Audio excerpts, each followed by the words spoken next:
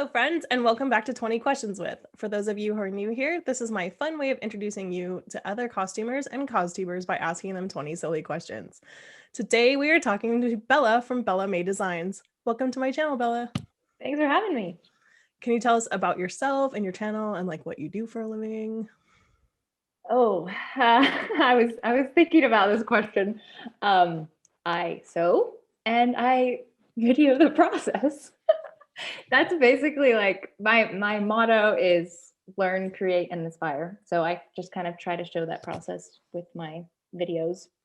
And yeah, I mean, Yeah. that's what I do pretty much full time. Do you still take commissions? No. Ooh, that's nice. Yeah. I thought I stopped doing commissions and I was like, I think I'll try this YouTube because it won't be as stressful. Yeah. Is that true? But I'm liking this more. With a commission, you only have to please one person. That's very true. Yeah. But sometimes the person is pretty picky. So yeah, that's true. I will never do commissions. Like I don't feel like I sew up to my own standards. Like I'm not going to do that for someone else. that was the huge part. Like just making sure it was to their expectations. Like it was to me, but yeah. Are you ready to play 20 questions? Yes. What is the weirdest thing you've ever had to do for a job? Oh, or for your job? My job. Well, sewing wise, I haven't really done anything weird. But last year, 2 years ago, I almost quit sewing and was going to become a nurse. So I took a 10-week college course to become a certified nursing assistant. And so there was some clinicals where I'd go into a nursing home. And then I also did some clinicals in the ER at a hospital. But just like the weird things that like wise, like I took out IV out of someone and helped change a diaper, and it was just a lot. It was interesting. I actually really enjoyed it. But yeah, that's probably the weirdest. I have a bunch of friends who are nurses, and like a bunch of my dad, my mom's a lawyer, but now she used to be a nurse. She met my dad and my stepmom in nursing school. Oh, wow. Yeah. And my aunt is a nurse. So there's a lot of nurses in my family. Okay. And then I have a whole bunch of friends who are, and my friends are wildly inappropriate and like randomly send me photos of like x-rays of things that you're like, I don't want to see that. That's supposed to be there. Yeah. So I can imagine like that is not my jam. I could never ever. I told Christine this, but like I don't like body fluids, so like no, I'm out. I didn't mind that part. I really didn't. Yeah, but okay, that's good. People who aren't afraid of body fluids or aren't weirded out by them should be nurses for sure. If you were a candy bar, what candy bar would you be and why? I'd probably say a Butterfinger because I really like Butterfingers. I really like Butterfingers too. They're just so good. And I mean, if it brings joy to me, then I would want to be that too. I'm a texture eater. And so Butterfingers have this weird thing where like, it's like kind of the same as like weirdly like rice cakes where there's like a shick and then it stops and there's like a firmness to it when you bite into it and then it breaks and you're like, yes, you got the squish and the crack. Yeah. And so texture eaters are like, yes to Butterfinger. Yeah. What you can actually make Butterfingers using candy corns. It's really weird. I'm sorry, what? Okay, I haven't done it in a long time, but you make Butterfingers and the recipe calls for candy corns that you melt down and do something with. But I don't know what it is. I bet it's because it's basically just corn syrup. Like candy corn is basically just corn syrup. But it actually tastes like a Butterfinger. It's very weird. Do you put peanut butter in it? I think so. It's been several years since we tried it, but it tasted like a Butterfinger and it was really weird. But anyway. Did it have the same texture? Yeah. It was a little more toffee, like once you started chewing it, but it still had that crunch in them. Wow. I'm going to have to like Pinterest that. What did you want to be when you grew up? Well, it always was a nurse. I mean, that was probably like since I was little, I wanted to be a nurse. And then I started sewing. And then I was like, and then I almost quit sewing to be a nurse. And then I was like, took 10 weeks off sewing anything. And I was like, I can't do this. Like, I love the nursing side. I love the medicine side. But instead, I'm going to devote that same amount of energy to my sewing and YouTube and stuff. So Yeah. If you were arrested with no explanation, what would your friends and family assume you had done? I can't Probably. see you getting arrested. I can't see myself getting arrested. But if you were to get If arrested, I, it'd probably be like stealing a costume from, a movie or a museum or something like that, or just touching it. I mean, yeah, yeah. Yeah. Okay. probably something like that. What fictional character do you identify the most with and why them? It'd probably be like Lucy from Chronicles of Narnia. Oh, uh-huh. Probably. Why? I don't know. I just always liked her as a character. Like I could like see doing what she does, just how she's like strong but also kind. And Yeah. What's something that a lot of people are missing out on because they don't know about it? to add to that, I'd probably say something like sewing machine feet, like the different type of Oh, yeah. you can push on. Because when I first started sewing, I didn't know there was so many feet out there. Like Yeah.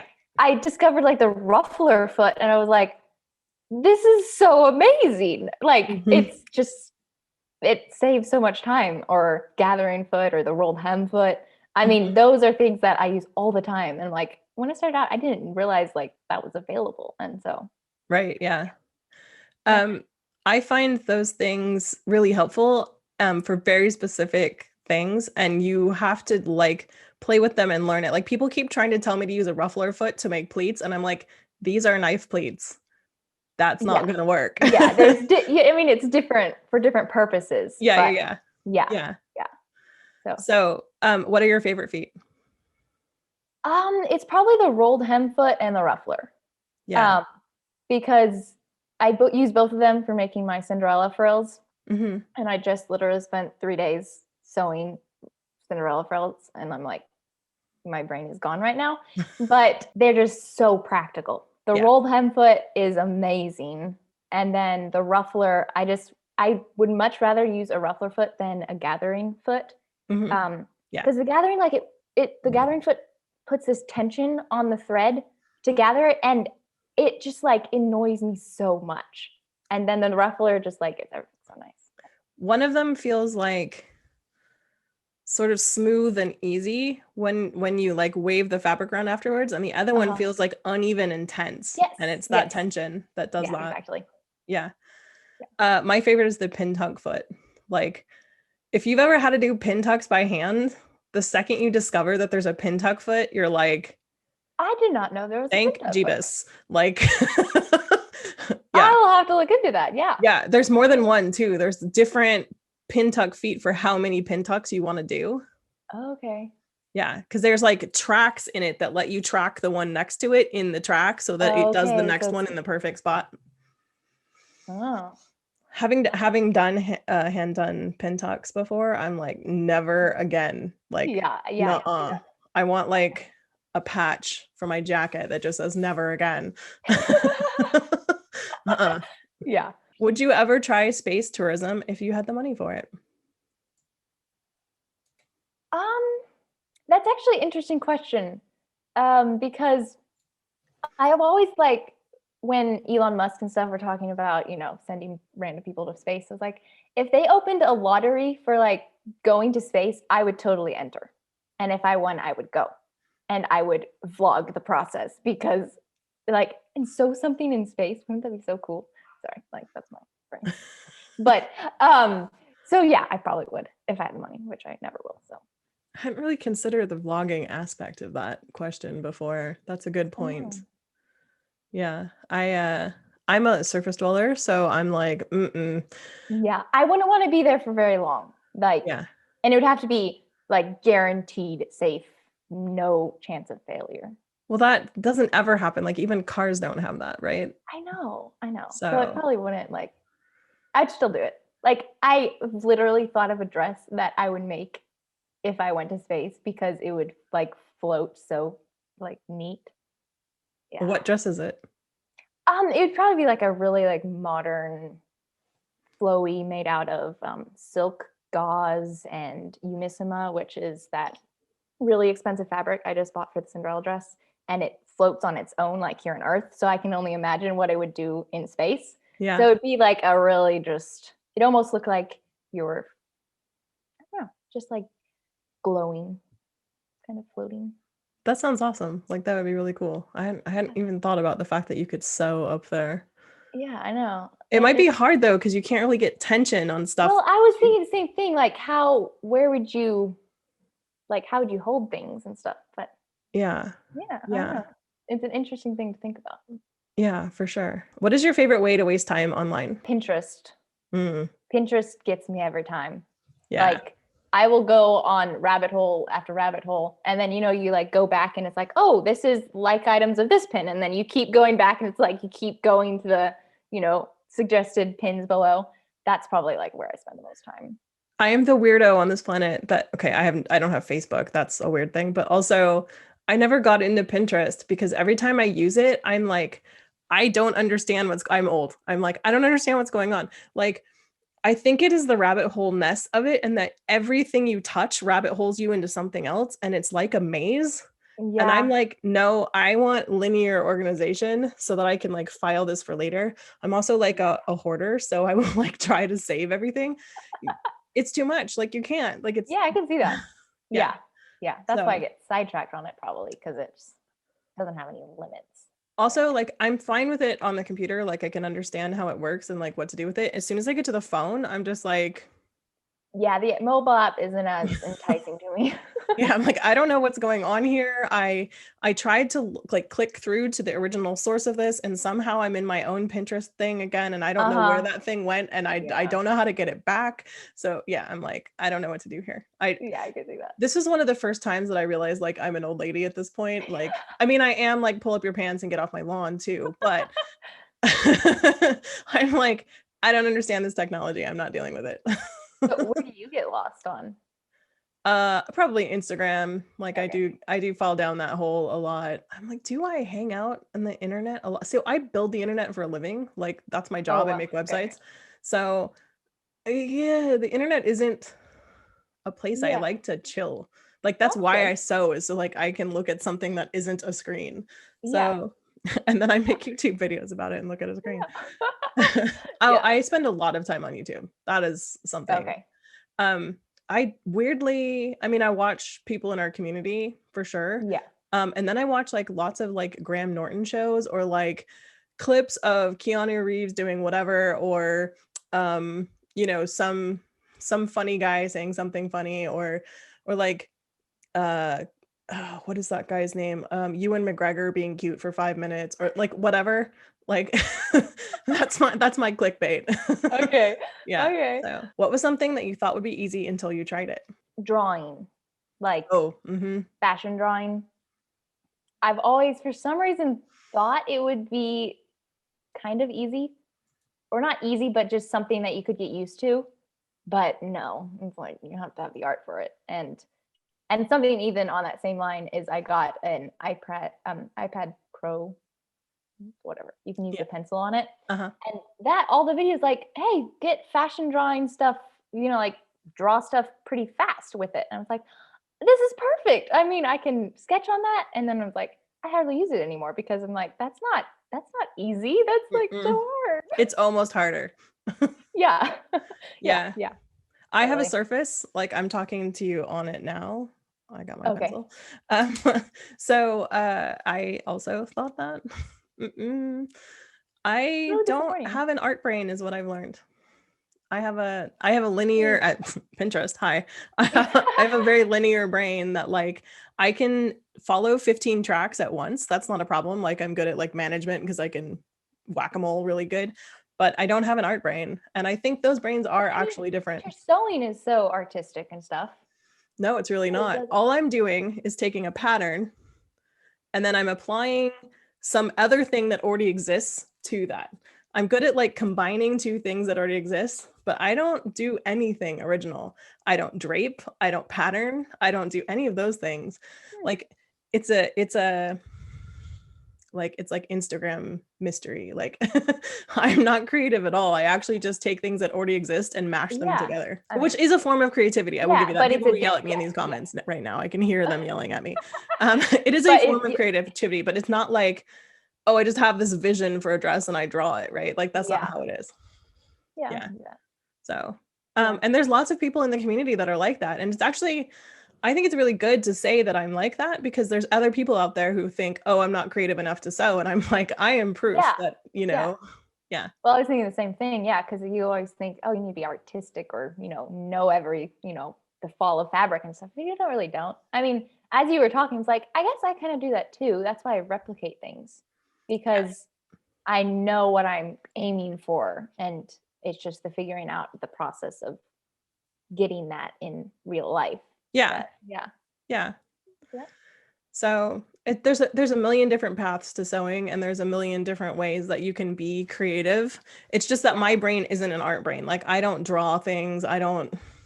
It's not my, I don't come up with stories easily. Although if you point out a man on the street, I will tell you an entire fictitious tale about his life. I can do that. Be I like, feel like that. yeah. I want to hear that one of those stories sometime. Because that's like my family is like that. We'll people watch or we'll watch a movie and we'll like go into the backstory of why they might have done that or whatever. Yeah, And exactly. some of my in-laws are like, why? It's just like, why go into that detail? It's like it's exercising the brain. It's like doing a crossword puzzle. It's pure speculation and fantasy writing. Yeah. It's a creative writing process. Yeah.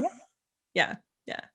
I love basically people watching. So when I go to like especially foreign cities where like people are dressed differently or, it's not the like normal people that I see every day kind of thing. Yeah. And I'll sit on a park bench and just look at people and be like, oh, that man had a really great life. He fought in this war and then he met the dream, his dream wife, and they had this like three kids and a dog, but then his brother betrayed him for whatever reason, but then they reconcile. Like I'll just make up all kinds of stuff. Oh, that's funny. Yeah. Yeah. It's fun. Maybe I should just write false histories of people. It'll be fun. Yeah. Yeah. I'll mess up archaeologists in the future. Be like, who's this person? It's interesting. Yeah. What, in your opinion, is the most amazing animal? Probably horse. Okay. I always loved horses. They're just so majestic and powerful and beautiful, and They are that. ride them, but I hardly do. Do you have horses? No. I've only I was bucked off a horse once. It was actually a pony, I guess, but it made me want to ride it all the more. Mm-hmm. But when we did Civil War era reenacting, mm-hmm. we'd sometimes camp near the horses and we'd ride them like in our Civil War era stuff. Oh, wow. So fun. But yeah, it's like, it doesn't really happen very much, but it's one of my dreams. I grew up with horses because my dad had them. Okay. I've been bucked off many a time. So I know how that is. And then I lived in weirdly a part of Orange County of California and we had horses, which was weird. Really? Like I did not have a horse, but like all my neighbors did. And I had this neighbor who made a deal with me that if I would come feed their horses every day, then I would be allowed to take them out and ride them. And I was like, done deal. Because I was like, probably like 12 or like I was prime age for that to be like, yes. So yeah, it was a great deal actually. And they probably thought it was a great deal too. So, Yeah, that's fun. My mom used to own a horse way before I was born. But her sister got bucked off and then broke her leg because it stomped on it. But so I think that's part of, just not really getting into it. But I've always still wanted to ride one like all the time. Yeah. I mean, even now, like anytime I can ride a horse, I will. I'm just like, this is just the best. I don't know why we gave up that way of life. I do like my car, but but still. Yeah. Yeah. What would you do if you knew that you could not fail? I would probably become a costume designer for a movie. Like, I feel like it would be a really, like, I would want to totally do it, but the risk of failing and, it'd be like a fantasy or historical drama type thing. But just that expectation that people have on costumes and all the reviews and stuff that come out of it, like, that would be a big thing to tackle. But if I knew I couldn't fail, I would be like putting myself out there to every movie, like, hire me. Would you only do one, or would you become a costume designer like as your job? Probably become a costume designer. That's cool. Yeah. Yeah. That kind of pressure would kill me. I'd be like, no, Yeah. no. Mm-mm. Yeah. And then I would also never look at YouTube ever again. Because I don't want to know. Yes, exactly. Every time a movie comes out and everyone, starts criticizing the costume, I'm like, I just feel bad for like the people that made them and the costume designer because I'm sure they had good intentions, even though like even I don't think they're that great. It's still just like that feeling of like I wouldn't want to be there in place. Like, Yeah. Looking at you, Bridgerton. I know. Have you ever had an imaginary friend? No. I've talked to like I sometimes imagine myself in like a scene of a movie or a book or something, and I kind of have that dialogue with Uh-huh. them or how I would respond to that movie scene or whatever, but never someone that's like just made up and there. Do you talk to yourself now? Sometimes. Do you I think think, that's the same?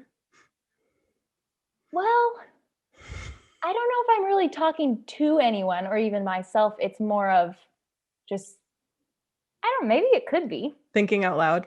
Yeah, kind of. I think out loud, but then I like am sassy back at myself. So Yeah, I I don't think I still do that. I still might have an imaginary friend that is me. Someone you could The teach sassy you. me Yeah. who's sassy back at me. I don't think I'm clever enough for that. Like, yeah.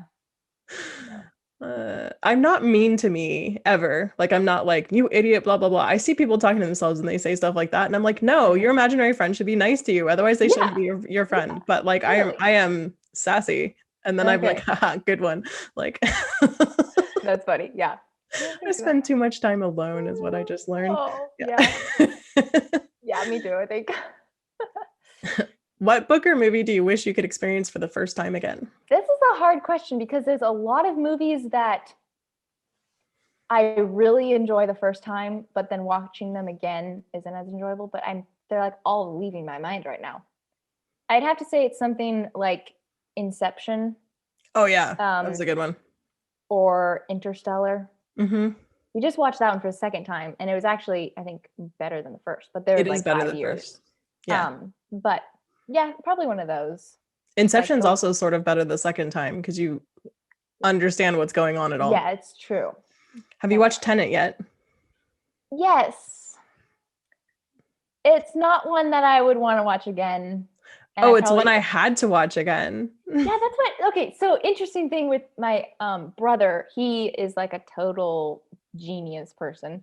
But he's was into videography and then he moved down to Florida and basically builds the camera movement equipment for major movies. So Oh, like their camera equipment did Avengers and all that.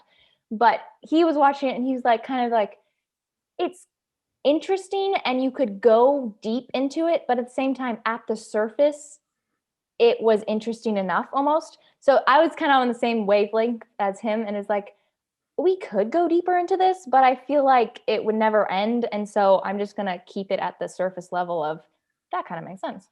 yeah. So for people out there who haven't seen Tenet, it's a Christopher Nolan movie, and um, the best way I also saw it in a drive-in movie theater because we Oh, can't go to the movies, right? So like yeah. we went to a drive-in to see it because we wanted to see, Christopher Nolan for a long time was like, you have to see it on the big screen. That's it. And I kind like we own it now, and I'm like, oh, it actually was better on the big screen. You don't really understand what's going on in the movie at all until the end of the movie. And so you watch the entire movie just being like, what? Yeah, What like is how even does this going on? And then you're like, wait a minute, what wait, how does that even work? Like, and you learn how things work, but you learn about the entire movie sort of backwards, like from yeah. how a normal movie would go. Yeah. Yeah. I mean So I type of feel like my second viewing was me going, okay, now I understand how the mechanics of this work. Let me pay yeah. attention to what's actually going on. Fortunately, I think a few of my other siblings had already seen it and so they kind of described it. So going Uh-huh. into it, I kind of got the premise of it so I could kind of follow along and Yeah. maybe that's part of I don't want to see it again. Maybe. Yeah. uh my husband bought we love Christopher Nolan in this house. Like everything he makes, we're like, yeah, okay, I'm in. So we bought it like when it came out on actually it came out on video the day that we went and saw it in the movie Oh. drive-in thing. Yeah. So we came home and like the next day we're like, all right, let's do this. Watch it again. Yeah. Yeah. Speaking of movies, if a movie was made of your life, what genre would it be and who would play you?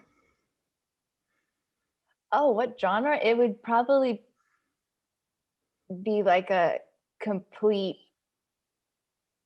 boring movie. I mean, okay, maybe it'd be a little bit like Cheaper by the Dozen, kind of, because there's a lot of people, but at the same time, we all kind of get along and enjoy each other's company. Like a family comedy. Yeah, kind of family comedy. I mean, yeah, it wouldn't be like, I couldn't nail it down to like, oh, it'd totally be this or totally be that. It'd kind of be just be like a family friendly movie. Who would play And you? I don't know if I can answer that one because I am terrible at actresses' names. I'm better at like guys, actors and stuff. Like I could see that, play my dad or whatever. It's actually a funny joke. It's kind of a family inside joke when we see someone that looks like my dad, and even though they don't really, it's just gonna become a thing. But I can't think of anyone that would be like me. I can. Emma Watson, hands down. Emma Watson. You Oh, you look like her when she was like younger, and okay. I can see also that. she's really like sweet and charming like you are. Yeah, I guess I could see that. Yeah, she'd be good at you.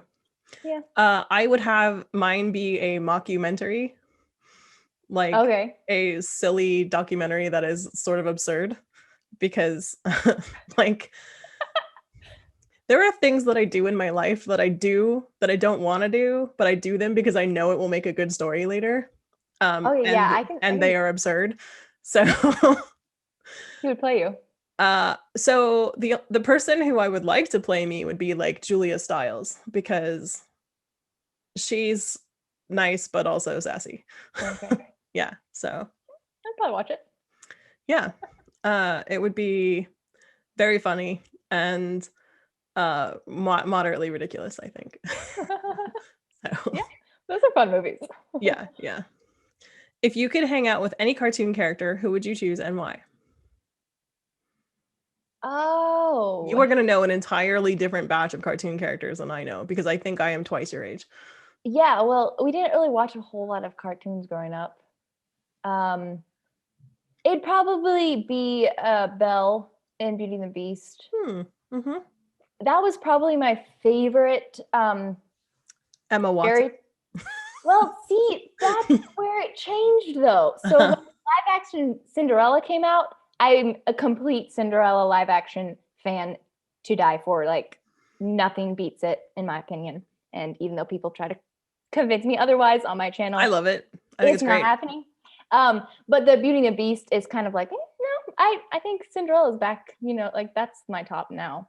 I used to like Belle, like in the cartoon, just her character and just she wasn't like all like, oh, I'm so like, kind of like the regular fairy, whatever princess is. Whereas Belle is more practical and like I'm totally a practical person. But I don't know. I think with the live action it changed. But if it's a cartoon character, it would be the cartoon Belle. There. It's just like Emma Watson chose to be that also. So yeah. If you could live anywhere in the world for a year, where would it be? It'd probably be between England and Italy, because I've like been France, because that's what between England and Italy. Well, like it's like between like I would. No, I'm kidding. Okay. No, so those are the only out of country places I've been, but England was a place that completely surprised my sisters and I when we went. We didn't really think much of it, and then we got there and like, oh my word, this is amazing. Like, yeah. And then Italy, actually a little bit disappointed, but then there was a place we stayed that it was like, okay, I could totally see this. I don't know, just the culture, and I wanted to learn the language so bad when I got back. But yeah, I'd probably like to have a summer home and a winter home kind of thing. Yeah. My husband was very much like that. He was like, why would we go to England? It's basically America. And I'm like, no, it's not. Because I'd been there a bunch. And then he went there and he was like, oh my God, this is great. And I'm like, isn't it? Yeah. And also everyone speaks English. It's fantastic. Very valid point. I mean, I have been on 7 continents and I have Okay. visited 50 states. So I've been everywhere, Yeah. but the place I go back to the most is probably England. It's Okay. the easiest place and it feels the most like a vacation, but also home Yeah. because Yeah. I know that place so well and I know the rules of the game and I like, especially London, like I don't need a map anymore. Like I know where Oh, stuff wow. is. Yeah, Wow. so That's neat. yeah. Yeah. So I agree with you. If you could commit any crime and get away with it, what would you choose and why? Oh, I don't want to commit a crime. I knew you were going to say that. I was like, she's not going to want to answer this one. Like, it would have to be you know, in some of those movies where they do something that is wrong, but at the same time, their reasons for doing it are completely like honorable and Like Robin Hood. yeah, there you go. So maybe I'd do that. Yeah. Steal to give to the poor. Maybe. It's funny how many costubers say that, like that kind Really? of answer, which is like what their crime would be is something that is beneficial and like Yeah, like it's to reverse another crime. it wouldn't be to me at all, like for me, Mhm. because yeah, I think that's something that has to do with our community and how like yeah, we are as a group. that's I mean that's really neat. Yeah. If you could have a personal assistant, what would you have them do? It'd probably be between filming me as I sew or editing. Yeah. 100%. Like filming me is one of the most annoying parts. Mhm. Um, Same. I love setting a scene, but having to do it while I'm sewing, it's just like this flip flopping back and forth of roles. And I would say like having that.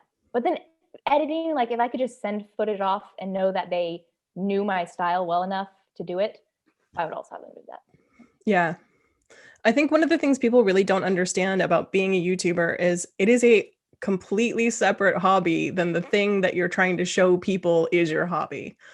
So, Exactly. like, we all sew, but we also have this other hobby, which is filming. And then Yeah. we have this other hobby, which most of us don't want to have, which is editing. Yeah. There And are then very few of us who are awesome at editing, like not awesome, but like feel awesome about editing. Like lots of us are awesome at editing, but yeah. I'm not. I'm horrible at it. I just hack things together, but people seem to be fine with that. So it's great. Yeah, that works. Yeah. Yeah. I'm kind of like I have these spurts of editing is oh, I love this scene, but then I spend too much time on it and the rest of the video like goes downhill. I'm like, okay, well that didn't Mhm. work. But Yeah, being consistent with your editing and your filmmaking and like especially if you're trying to set a scene is unbelievably difficult. I've had a couple shots that I'm like unbelievably proud of because I'm like, hey, this is a Bernadette Banner shot. And I even like sent it to her. I'm like, look, I did it. yeah. And she's like, I'm so proud of you. But like, that's the one shot. And the rest of yeah. the video is like normal. So Yeah. yeah. Fortunately, like I think the most helpful thing I found is I have set positions of my camera and how I prop it. Like my camera prop stuff is the most ridiculous stuff you can really find. I use like my lens cap. I use a book. I use several books. I use a little chest. Like I know all my props that I use for my camera setups, and I should I get you a tripod for Christmas. I have a tripod and I do use it for a certain, but there's some shots that you need that book prop kind of thing. But that's what I found the most helpful is when I'm sewing at the sewing machine, I have these 3 angles that I get and then I'm done. Do you Or use more cutting than one pictures. camera? No, I only use one. So Okay. like sew half the seam, move the camera, sew half the other seam.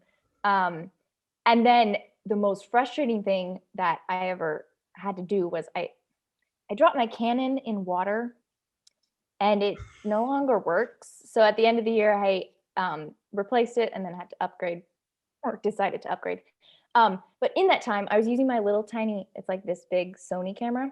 Mm-hmm. And that's how I was filming all my sewing. And I was completely messed up on how I was making my videos because none of my props would like work with it. And it was so frustrating. And so I got my new camera and it's big like my Canon. I'm like, I know how to do these shots now.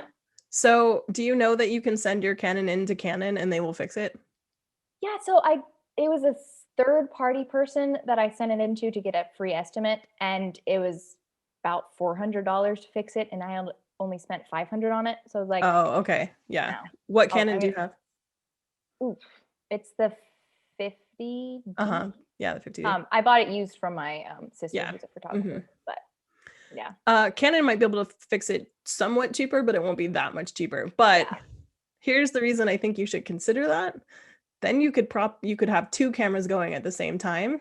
It's true. Cut down on time. And if it only costs you a couple $100 to fix it, it's not like you have to buy a new camera and you already know how that camera works. So I'm just saying, I wouldn't throw that camera out. I would save it and maybe like at some point consider getting it fixed so that you can have a second camera. It's true. I've been pondering having two at this point, because then I could just film multiple angles at once. Yeah. That's a good idea. I should think about that. Just saying. It's just the only thing is, most of my table space is like, it only has room for one kind of, but at the same time I could see. I don't think about that. I'm just saying it's possible. Yeah. Have you started putting stuff in your room that's permanent fixture to hold your camera? No, I have not, because I don't really want to drill into the walls. Morgan has this awesome thing that's like drilled into her ceiling, and it's a pole that comes down. I saw that once. I'm like, I need that. Yeah, and she can affix her camera to it. I wanted an overhead overhead shot for the video I'm working on, and I'm borrowing my brother's GoPro, and so it has like a clip on it, and I stood on top of my cutting table and pulled down the little light shield thing, like the inset lighting. It like the shield is moving, so I like stuck it on. It's like half hanging off. I'm like so worried it's gonna fall. I'm like, it works. I'm good. It works. I think CosTube should do a video where we just show pictures of how jerry-rigged our stuff is. Warning on that. That is how my Canon fell in water, was because it was Jimmy rigged on my tripod. So just, I don't jerry-rig anything. Like I have tripods at every size, shape, color. I have monopods. I have all kinds of stuff, so that like it's very stable. Yeah. Even this computer right now is in a clamp on a tripod. Okay. Recording me. Mine's stacked up on a stool, a tote, and a bunch of books. Sounds about right. Have you ever had a supernatural event, seen a ghost, whatever? If I did, I would hope that I thought it was a dream or something, because I can't stand supernatural stuff. Like, horror movies are like the most awful thing in the whole universe. Never bring it into my life. Like, I can't even stand the poster sometimes, or the trailer starts playing, I'm like, no. I'm a big nope to most of those too. If I have had a supernatural encounter with seeing a ghost, but it was not scary in any way. Okay, well, that's good. Yeah, so you're a hard no on that. I mean, my mom has. Oh, tell me her ghost story. So there's a few. We used to live on this campus thing where like the guys came and they did like survival training and stuff, but it was like this big campus where different families helped serve and stuff. But there was this old library with all these books that was shut down, and there were all these stories about the library ghosts, and they are the freakiest stories. We always tell them around campfire because they're like so freaky. But like, there's no one was allowed upstairs. Like, it was completely sealed off, locked. No one has ever been in there, but people are downstairs, hear books falling off the bookshelves. There's people, when everyone was gone, they looked up at the roof of this library and there were figures on them. And then one of the guys who was in the training camp was sleeping, and he woke up and looked over at his roommate, and there was like this little thing going up to his bed and touched his arm, and the next morning the guy had scratches on his arm. No. Yeah. So I'm like, don't like. So you moved away from this place, right? Yes. Okay. But great. It was kind of like they were years before, but it was the thing to talk about on campfire stuff. But my mom, I think it was like weird shadows in corners when she woke up one night, kind of thing. But. I live near the Winchester Mystery House. Have you heard about this place? Do I want to? Well, I don't know, maybe. So It is a giant house, and it is famous because they're okay, so the owner of the Winchester Rifle Company built this house in San Jose Okay.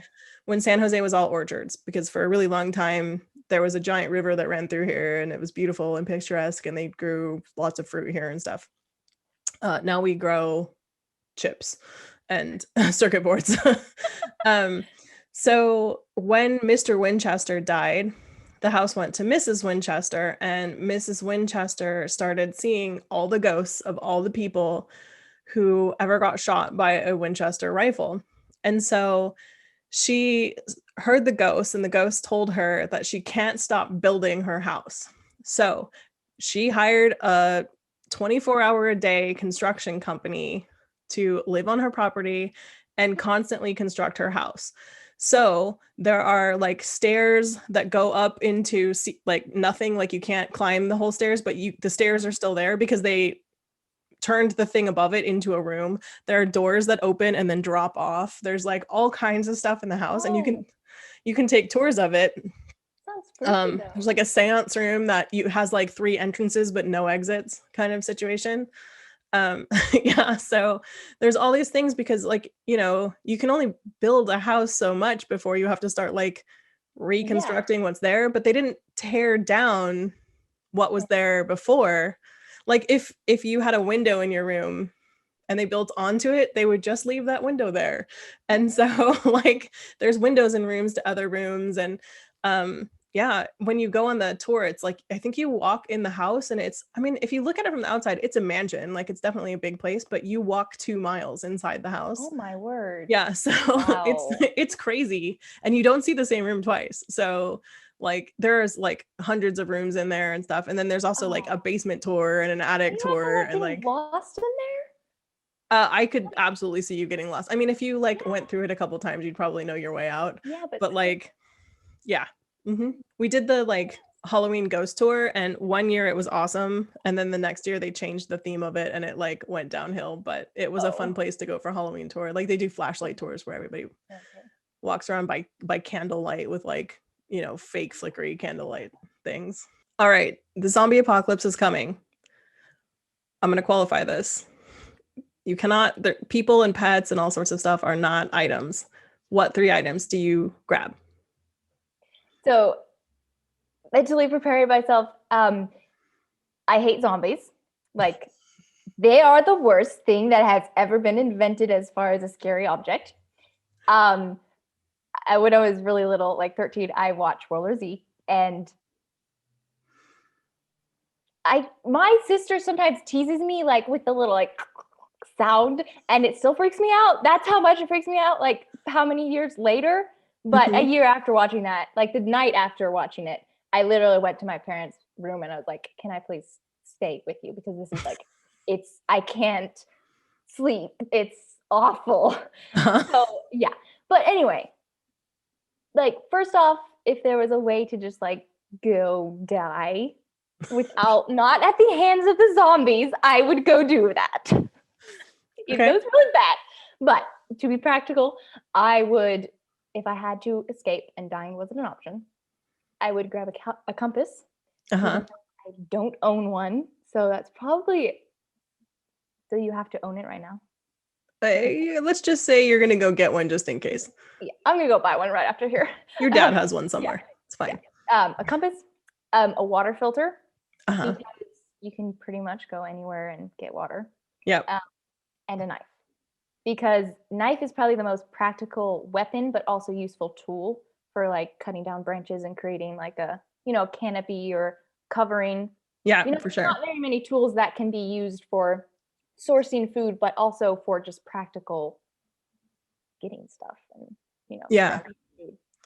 This is the most practical answer anyone's ever given me. And I think it's largely because you lived at that survival camp thing, for sure. So have you ever watched Primitive Technology? No. Okay, it's a YouTube channel. Highly recommend it. It's this guy in Australia. There's no talking in the entire thing. And it's this series of videos where he shows you him walking out into the woods. And then I don't even know if he has a knife. Maybe he has a knife, but like he makes like a house. He makes a kiln and makes tiles to put on top of his house. Like he makes all sorts of stuff just by like using trees and stuff. So the knife thing threw me because against zombies, a knife is not a good weapon. Like it's too close of contact and it doesn't do anything to them. Like you need to be able to dismember the head for sure. But if you could somehow like peel the, this is what I learned for primitive technology and why this ties in. If you could peel the bark off of, not the bark, but like the sinew between the bark and the tree, off of a tree with your knife, and then basically make rope out of that, then you could attach the knife to a stick, and then you could use it as a bayonet. Oh. That's what I'm talking about. Yeah. Okay. So that is a very practical answer. So I would totally escape from it. Like contact with zombies is like would not want ever to happen. Sure. Nobody wants that. I mean, I'd be okay with it. I would go somewhere. I would use my compass, even though I hardly know how a compass works. And I would go to probably Tennessee because the forests and everything, and there's so many caves there. Like that is where I would want to go. Like go find a completely desolate, like there's not a lot of people around, you know, and find a cave that's, you know, like completely secretive as possible. Of course, now that just brought to mind a cave movie that we watched. It's like it was like a B movie. But he gets in this time trap. It's called Time Trap, the movie, and he goes into this cave. And there's these different layers of time. And so to when you get in below the outside world, like the time flies by. So it may have been only like an hour, but it's been 100 years to people in the real world. And so they go through layers, and then there's like the early cavemen, and they're like trying to murder them. And so now I'm like freaked out at caves. Like, what's in there? Yeah, I was pondering the whole cave situation because one, like a cave is good because it's defensible. Right? Like you have one entrance and exit, hopefully. Like you have to pick a good cave. You have to pick a cave that isn't too deep, doesn't have another entrance. Yes. Somehow can let smoke escape because you definitely don't want to smoke yourself out of the cave, but you're going to need fire for sure. So like you do need some kind of hole or something, but also if you get trapped in there, if like your defenses fail, you are zombie meat in a cave, right? I know, it's true. So my thing was always like, can I get on an island of some kind, right? That's that seems best. Although people tell me like if you watch Pirates of the Caribbean, zombies can walk underwater just fine and totally get to you. But like I don't know if like a couple people on an island would be good enough for them. Reason for a zombie. But then also how do you get to that island? Like there's just like all these questions involved. Yeah, zombie. That's why I don't take this challenge. I'm just like I'm gonna run towards the zombies because like that's less stressful. Well, see, my knife and compass would come in handy to go to an island too. Yeah, the knife could help me create like a raft or something. Yeah. Oh, I would just steal a motorboat. I think that's true. Yeah. Yeah. But you could use the knife to hotwire the thing. There you go. You should go after we stop filming here and like look up hot wiring so you're ready for that. I've always wanted to do that. I'm like, yeah, I want to know how easy it really is because you know, in all the movies are like, oh, we got it started. I'm like, I wonder if Mythbusters has done a thing on that because like in the movies they're just like rip done, and you're like, is it really that easy? Because you'd think people would steal cars a lot more if it was actually that easy. Yeah. Interesting thoughts. Okay, your 20th question is, you're going to sail around the world. What is the name of your boat? I have no idea. Like this, some creative day. It'd probably be like Ella or Cinderella or something like that. Something really boring. Oh, that's cool. I have a similar question for this, but it's like your pirate ship name. So my boat and my pirate ship are both named the same thing, which is the Sassy Lass. That's a good one. I like it. Yeah. It's like, at least you are forewarned about what you're getting into. Yeah. Yeah. And the super controversial bonus question. You ready? Yes. Is a hot dog a sandwich? I was prepared for this one. So, in theory, in dictionary, yes, it is, I guess, because defined. But in the real world, which we all live and breathe in, and you're going Bernadette Banner here. Okay. I guess maybe I don't know, because if it's the real world, which we all should be trying to participate in the real world, because we are. It's not. Like if someone asked me for, okay, it's the best way I can think of is someone came up and asked me, or the hostess came up and asked me, do you want a sandwich? And they came out with a hot dog. I would be not only like completely confused and kind of wondering at the mental state of the person, but, and I'd just be very disappointed. Like, but I'm not asking what you would ask for is like, I don't know how to describe this. Like, if you wanted a square, you wouldn't ask for a rectangle, but a square is a rectangle, yes. right? And so I'm not asking what we practically call it in the world. I'm asking for the taxonomy of it, which is what, are humans mammals kind of a question. Like if you asked for a mammal, like, you would get anything, right? So that's not really the question. The question is taxonomy. So I guess, yes, if it's a literal like definition, then a hot dog is a sandwich. Yeah, okay. I was neutral until Ruth Bader Ginsburg weighed in that it was a sandwich. And then I was like, okay, I'm hard on. If she says it's a sandwich, I'm in. So it's kind of one of those definitions that it's the definition, but we don't use it as a definition. Yeah, it's like, is a Pop-Tart a calzone? Is a calzone a ravioli? Like, it goes up the chain from there. That's why dictionaries aren't always helpful. Yeah, well, also all the dictionaries actually disagree. So they do. Okay. Oh yeah, the Oxford English Dictionary says it has to be 2 pieces of bread, which I think is by default wrong because in very many of the Scandinavian countries, sandwiches only have 1 piece of bread and they are open face. So, and they are called sandwiches. So I don't think you can actually claim it to be 2 pieces for sure. So I don't know that any dictionary is actually right. It's just, dictionaries are just like whatever is that guy almost opinion about the thing. Yeah. So that's true. So I guess the thing is, wasn't the sandwich invented like the Earl of someone? Like the Earl of Sandwich? Yeah. Yeah, exactly. Yeah. So to him, what was the original sandwich? Like I don't know. Because like we don't ask that guy because he's dead. Is it more I like this question because it tells you how people think about things. It's true. This entire list came from, these are questions I actually ask in interviews because I'm a hiring manager. Really? Yeah. Huh. I could see them being like the root of them, Yeah, they tell you how people think. And I can teach anyone to do my job who has like an organized mind. Like it's not, it's technically tedious, but it's not difficult, like as long as you can remember things. So more so I want to know if you get along with my team. And so the answers about how you think and like how silly you're willing to be help me decide who should be hired. That's neat. Because my team was absurdly silly. Yeah. So. Yeah. Alrighty. Thank you for joining me today, Bella. Thank you for having me. It's fun. I will leave a list of Bella's accounts down below so that you can go check her out and show her some love. If you like this video, please do give it a thumbs up and leave me a comment down below about what you guys are up to. And I will see you guys in another video. Bye, guys.